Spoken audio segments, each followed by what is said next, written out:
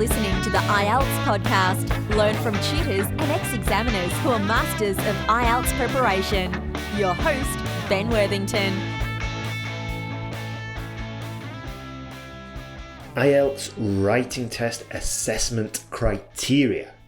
Hi there, my name is Ben Worthington. In this tutorial, we will specifically look at the assessment criteria for the IELTS writing test, the 4 components, and how to use it in your study sessions. This is going to help you with your IELTS journey because, 1, if you understand the criteria, let's rephrase that. When you understand the criteria inside out, you can prepare for the exam more effectively. So in essence, you can work smarter rather than harder. And the second reason it will help you is because, I'm going to break them all down. I'll break it all down into the 4 components and I'll be giving you tips along the way. And these tips are from ex-IELTS examiners, current examiners, successful students, and also, of course, methods that we've used in the online course that we have at IELTSPodcast.com, and methods that I have used when I have been teaching for IELTS. And as you all hopefully know, I'm a very results-orientated person. So I'll only do something if I know that I can get the results. Like data-driven could be a good way of summing that up. Let's jump into this. So you hopefully know that we've got 4 components to this IELTS exam, to the IELTS. We've got task achievement, task response, coherence and cohesion, grammatical range and accuracy, or we could just say grammar, and lexical resource, or we can also just say vocabulary. Let's jump into task achievement, task response. So there are 2 tasks in the IELTS writing test.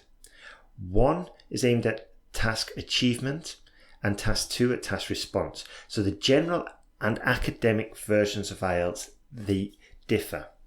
So for part 1 in the general, we're going to write a letter. Now this is quite easy. I think it's easy because you've got the whole structure laid out in front of you, okay? You will need to, 1, explain why you're writing the letter. Then there's usually 3 prompts. You must answer all of these, and it's probably a good idea to assign a paragraph for each of the prompts. And then, probably the most important, is the tone or the register. So if it's a formal letter, for example, a letter of complaint, a job application letter, or a letter to a newspaper, then you will have to use the right register, use the right language, the formal language. However, if it's for a friend, then you use probably an informal tone and you'll be using words like, hey, how's things going? Just contractions and more like spoken text. Now, the tricky thing I find is the neutral style. And this might be when you're writing to a colleague. For example, an email to a work colleague. When you're writing neutral, you need to find a balance between formal and informal. And that's it's not a challenge, but you do have to be aware. Yeah, you have to bring it up a level, but you also need to avoid using the very formal phrases such as dear sir or madam. And I've gone into this in more tutorials in the past. In fact, there's a whole tutorial about it. Next one, part 1 for the academic test. You have to describe a table, chart, diagram, graph, a flowchart. I said that already. So now this is a challenge, okay? Because you need to summarize it logically. You need to pinpoint, identify the main features, okay? And you have to give like an overview. So you make sure you've included the appropriate data, and then any significant trends. Now, one tip to do this is to look at the chart and slightly blur your eyes so you can only get a rough outline. And then you want to get the key features from that rough outline. Now, the language we need here is quite straightforward and definitely worth mastering. For example, we should have a solid control of comparisons, larger than the third quarter by over 50%. We should have a very thorough understanding of the language of change, and this is quite popular with IELTS students. So we should be writing things like shot up dramatically or reached a peak in 1995. This kind of language, if it's a dynamic line chart, of course. Also, if it's a pie chart, we should have a thorough understanding of like the segments, a half, a third, a quarter, a fifth. And what I think is definitely useful for all parts of academic task 1 is the ability to write in a fancy, interesting way. By this, I mean we can use phrases such as, the production of barley increased threefold over the 2 decades. Yeah? So not only did I say threefold, which is quite an advanced structure, but also instead of saying over the 20 years, I used 2 decades. You see? So what I'm doing is introducing a lot of variety, and this will help me improve my grammatical range and accuracy. Also, just one last thing here before we move on to writing test part 2. With academic task 1, you do not want to list every single data point. You want to be giving an overview, so we include the maximums, the minimums, and the exceptions. Yeah? Just bear that in mind. That's probably the biggest takeaway I can give you for that academic task 1. And we go into a lot of detail in the academic task 1 course. We talk about what information to include, what tenses to include, the grammatical structures that I talked about, the three times larger, grew by 5-fold, all this kind of stuff. Let's move on to writing part 2. Now, as I've said a million times before, the writing test is a reading test and the speaking test is a listening test. By this, I mean that you really need to comprehend, you really need to understand what the question is asking. Yeah?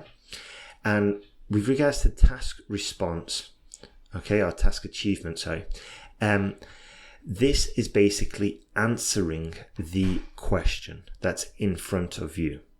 Okay? So here's a typical question. Researching one's family tree is becoming a popular trend. Why do you think that this is so?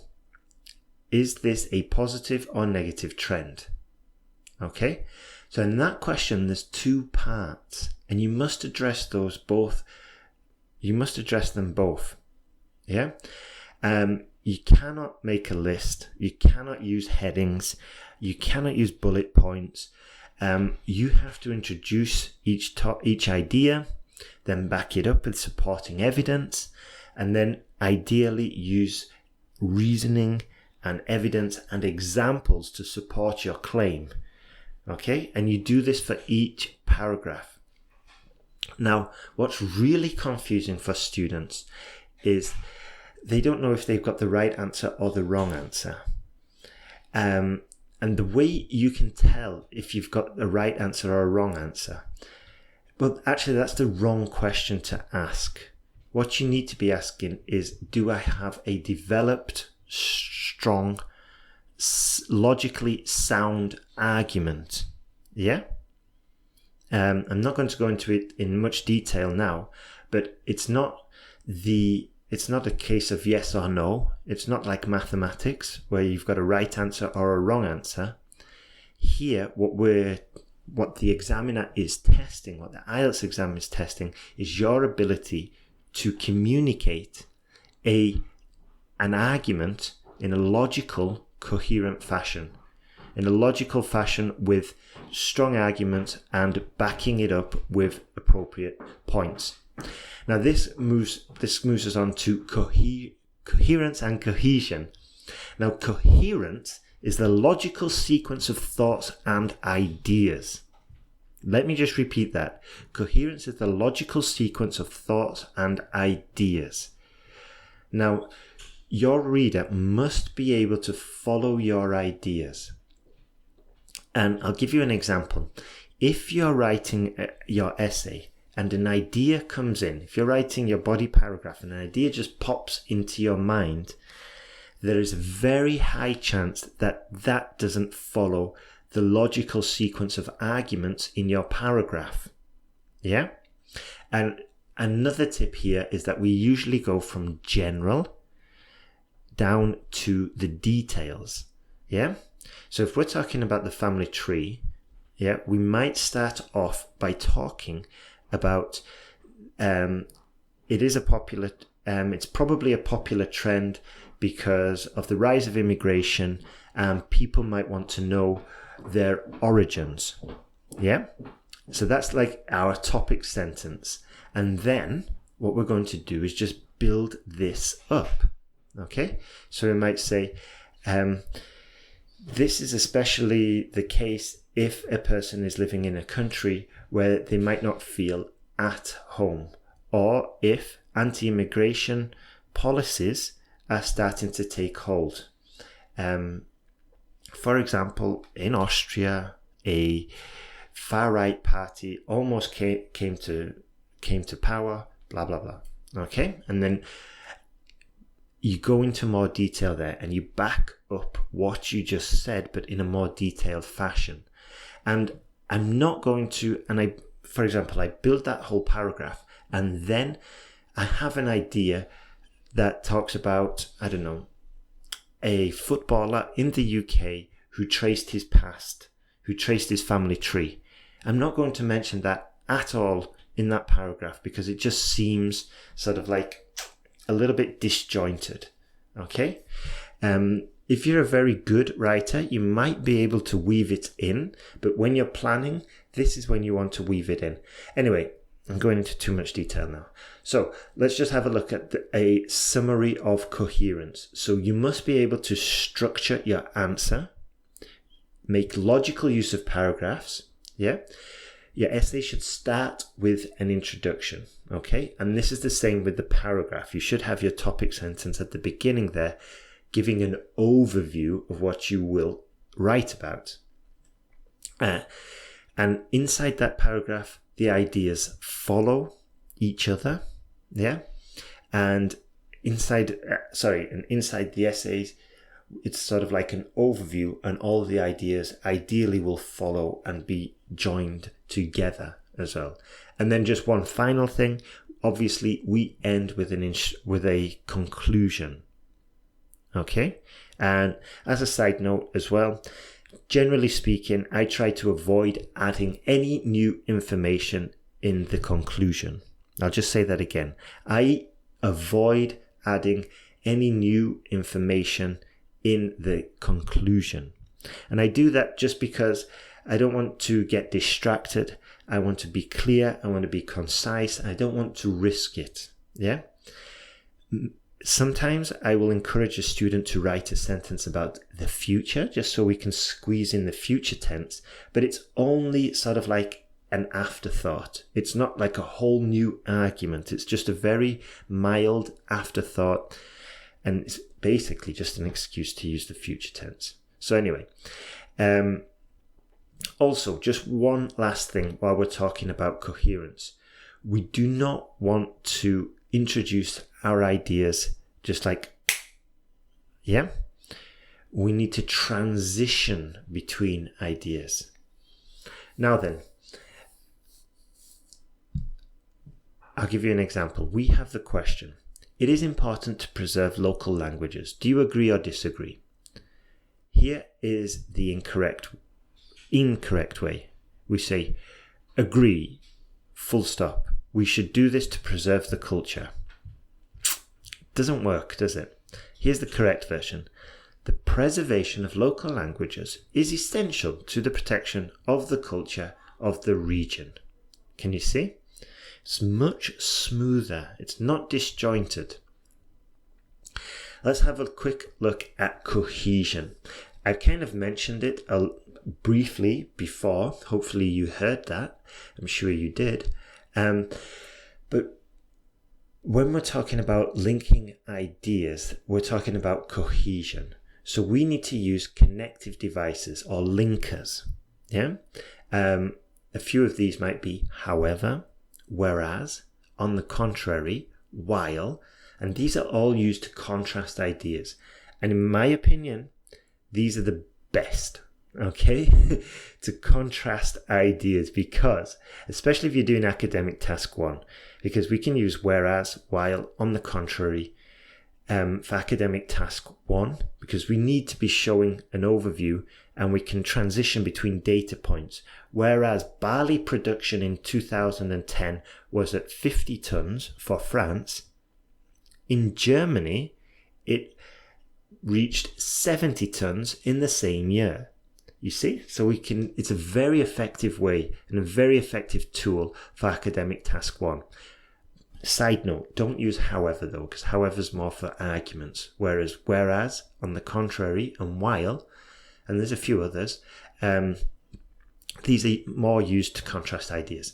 Now then, if you want to explain a concept, we can say this is to say, or nevertheless. Yeah, we can. Sorry, if we want to say. If we want to explain a concept, we can say this is to say. And what it is similar to illustrate, and we can just explain a concept further. Now, if we want to give an example, which I think is definitely a good idea, we can say to illustrate this, for instance, for example, yeah?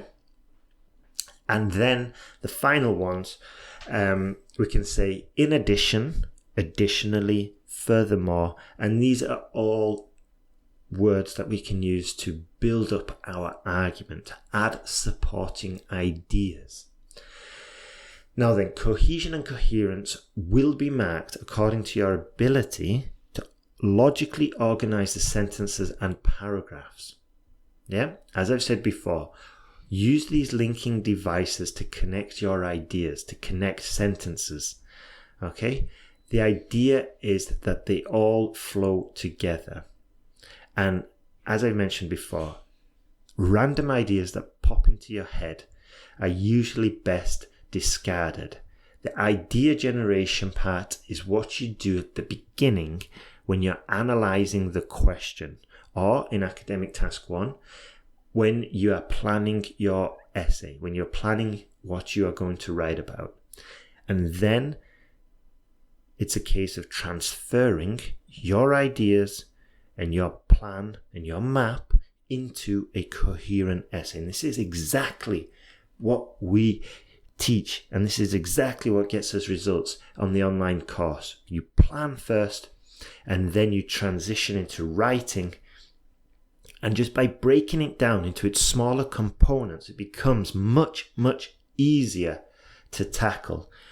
We break down the question into its key points, and then we generate ideas, and then we map the ideas into the formula that we've got, the sentence guide formula or the C2 template, and then we transition those ideas over into a strong, coherent essay. Right then. Sorry, I got a bit excited there, but I do enjoy that process. Let's see. I enjoy it, because it's so refreshing. Once you break it down into the smaller parts, it makes it so much easier. It just makes it straightforward. And if you do it a lot, it becomes automatic. So as soon as you see the question, boom, you know exactly what to do. You know the procedure to follow. Okay, we're coming towards the end. Well, we're halfway through. Grammatical range and accuracy. Now, this is such an important point, and I think And yeah, I don't think actually, I know this is absolutely the most important point, because if you've got poor grammar, there's no way that the examiner is going to be able to understand if your essay is coherent, if you have fulfilled task response or task achievement requirements, and there's no way that they're going to really be able to decipher the vocabulary that much, because they don't know how that vocabulary is being used, because the grammar's a mess. You see? So with this, and I think a lot of students, they just prefer to focus on the essay structure, or they think they're not getting an IELTS band 7 or 8 or 9 because they don't know how to do task 2. In my experience, it's usually been a combination of them both, but the student has been focusing on essay structure, on essay, on a 5-paragraph essay instead of a 4-paragraph essay, and all of this. And really, what it comes down to is grammar. So do not neglect the grammar. And let's see, to improve with your grammar, the fastest way, and this is the case, this has been the case for years, since the beginning of writing, the fastest way to improve it is to get feedback. Okay? So you need to know exactly where you are losing points. This is very important. And this goes back to what I was saying before about breaking it down into its smaller components. You need to find where you're losing points. It's possibly the use of articles. It's probably as well third person singular, or it might be the use of the passive. But the use of articles is a very common error, a very common pain point for students.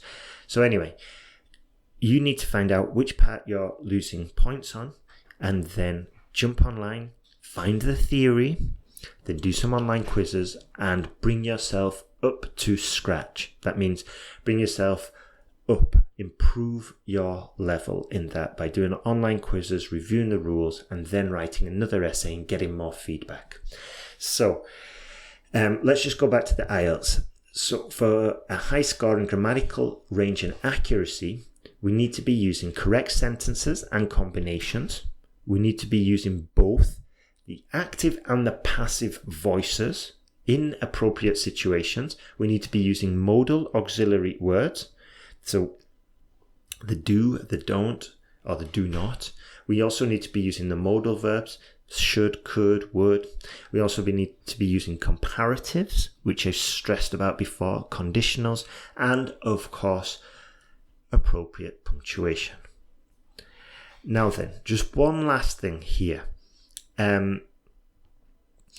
It's also important to combine complex and simple sentences. And a very common area where I see students losing a lot of points is that they go for overly complex ideas or overly complex grammatical structures. And this is very risky because, as I've said before, if your grammar isn't good, it really makes it hard to understand what you're saying, which can negatively affect your other areas. So I encourage students to use complex sentences. This might sound just a complete contradiction to what I said a few seconds ago, but I encourage them to use complex sentences only and when they have mastered that structure. Yeah? So you find a structure that you like, and then you go back and you do this and you learn it, and you maybe change the nouns or you maybe slightly modify the adjectives, but you've got a structure that you know inside out. And the sentence guide is full of these structures, okay, that we encourage the student to master, and then they can use them powerfully in the sentence, in their essays. Also, simple sentences are powerful as well. And by simple sentences, probably we're talking about shorter sentences. So you need to be using a whole mixture of short, medium, and long sentences. This is how we get the balance. And you've probably heard me talk about this in the past, where I said an essay with short sentences will sound really like choppy. An essay with long sentences is really difficult to understand usually. It's a lot of reader strain because you've got to hold the information in your head until you can complete the end of the sentence. And if you do that for the whole essay, it makes it tiresome, especially if you've got a sprinkling of grammar mistakes in there as well. Now then, I think I've pretty much covered grammar there. I do get excited about this because it's one of those key areas of leverage. If you can get a good control of your grammar, everything else becomes instantly easier. Also, a good control of grammar sets you up for the future. What I mean is if you can attain a good solid use of grammar, it's going to help you with your university application, your life in university, a job application, immigration papers, a medical report, whatever. It's just going to be one of those life skills. Let's move on. Lexical resource. This is probably a favorite for students. And in my opinion, this is, I think it's another key leverage point, and working on this will definitely improve your score, as well as grammar. But I think this is a quick way to upgrade your score, because it's much faster to change your words in your essay than it is to learn the whole grammatical rules. Of course, what we're talking about here is like a short-term fix that might be able to push you up half a band score. However, I don't recommend a short-term effort. I recommend taking your time, but you should look at lexical resource, obviously, but look at it in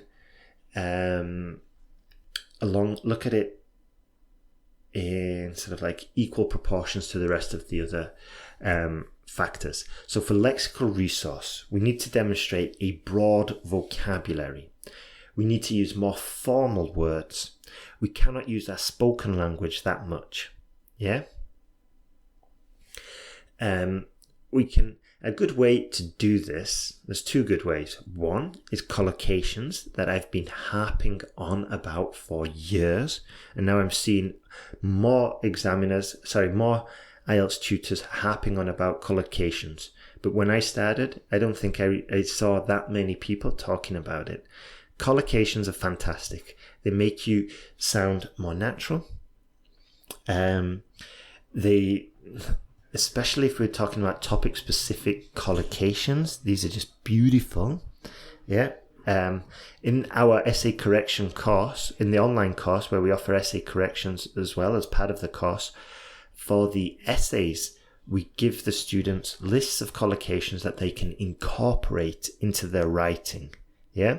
So you can instantly upgrade your writing.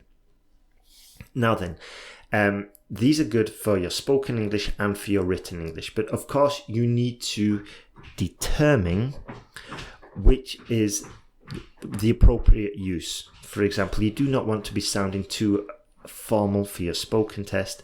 And likewise, you don't want to be using informal collocations for your essay. For example, you don't want to say in the conclusion, I'm going to just say one last thing. Yeah? That's just too informal, right? So be careful then. Use the collocations, research them. And a good way that I have discovered probably about 2 weeks ago is called the gold list method. And this is very useful. It takes about 3 or 4 weeks to get it up and running. And we're going to have a specialist in the gold list method. It looks very promising, but before we do this, I personally want to use it and test it, and then if it's good, I will share it. And I'm going to get the expert on anyway, but I just think it'll be a better episode, a better tutorial if I'm actually practicing what I'm preaching, which is what I strongly believe in. So just one last thing before we move on. For lexical resource, a very quick and powerful way to improve your score is once you've finished writing your essay, you go through it and you look at ways to upgrade certain terms, certain words, and you look for, you research them as well. So in case, for example, if you say something like it's bad for the environment, how could we upgrade that? Well, instead of saying bad for the environment, we say it's detrimental to the environment. You see? Just little things like this. And if we stack them, if we do it constantly, then we're stacking the deck in our favor. That just means that we're going to get, I don't know, a 5% improvement here, 5% improvement there, 5% improvement there, 5% improvement there. And by the end of it, we've got maybe a 20-30% improvement just by adopting little points of leverage, little practices, little habits like this. If we do it constantly, we're going to vastly improve our score. And this is why during the online course, we are constantly giving you little tips like this. Check your work before you do it. See if you can upgrade your language, write in this style. And slowly but surely, we build your essay writing capability. We improve your essay writing capability. Also, you've got to bear in mind that you're getting a lot of feedback as you're progressing through the course. Yeah. So you write an essay, you send it in, you get it back with all the corrections, with some help, with some advice. And this way, it's just a fast, powerful way to improve. Now then, that's everything from me today. I hope you enjoyed this tutorial. If you did, please give us 5 stars on the iTunes or on the iTunes store or whichever app you are listening to us with. For 5 stars, full maximum review would be very good. If you're going to leave a negative one, please don't. Just joking. But give us a full honest review. I'd be very grateful for that. And once you've done that, tell Nadine, the girl on our team, and she'll be able to sort you out with a surprise. Also, if you know anybody who's struggling with the IELTS, please tell them to get in contact. Send them this podcast. Hopefully we can help them too. One last thing. If you are struggling, there's 2 things actually. One, come and ask us for help. We would love to help you. Or maybe even just send us your essay and we can correct it. Go to the online course that we've got at IELTS Podcast or the essay correction service that we've got at IELTSPodcast.com. We're here to help you. And yeah, also sign up for the email list. We do special offers there. We offer special tutorials. And as you probably know, we've interviewed students who have passed using the tips from the emails that we send out as well.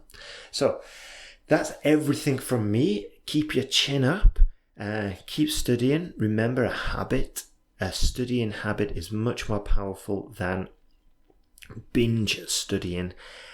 So try and make a promise, an hour a day, 30 minutes a day, a podcast a day, whichever you find most adapts as most suitable for your lifestyle. So that's everything. And I'm finally going to go now. All the best and good luck with your IELTS preparation.